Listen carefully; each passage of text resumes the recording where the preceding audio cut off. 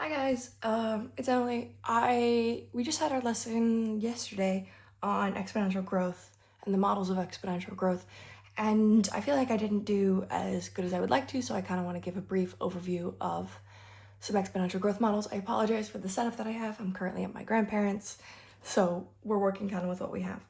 But there's a bunch of models of general growth. The most common one is y is equal to a times b to the x. So a is going to be your initial value.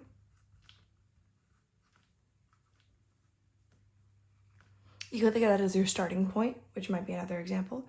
B is going to be your rate of change.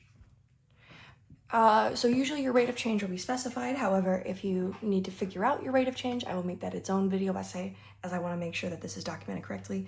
And x, the x right here, but I don't have enough space, is usually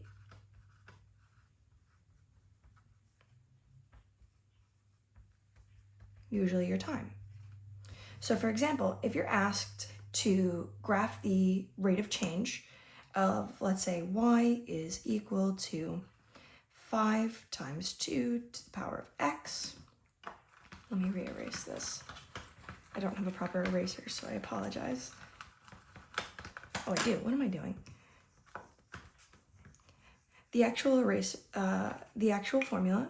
So you would take the formula that you already have, and then you're just going to sub in whatever your x value is into the equation. So I'll mark it here.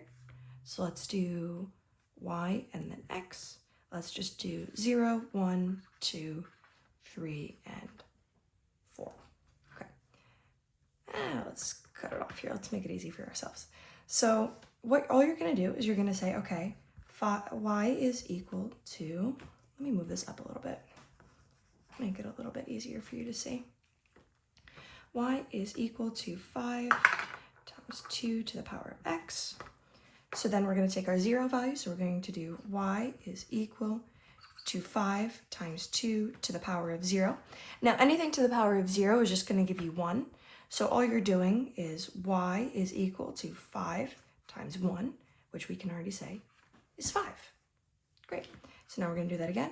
Y with 1 value, y is equal to 5 times 2 to the power of 1, which is going to come out to y is equal to 5 times 2, which is going to give us 10.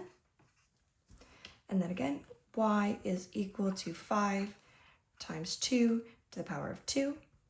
2 to the power of 2 is going to give us 4. So we have 5 times 4, which is going to give us 20.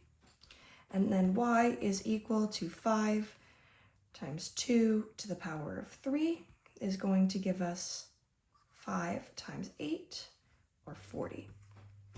And then you can see that it continues to grow. I also have it demonstrated here on a graph. So as you can see at point 0, let me do this with my mouse, that might make it a little bit easier. You can see here, it's going to be at 0, 5, and then if you continue all the way up to 1, you're going to get at 10. You can generally see, but my mouse is deciding not to work with me, but you can generally see that it's at 10, and then so on and so forth. So that's your basic model. Obviously, you can switch out the values as needed, but this is a good general example. Hope this was helpful.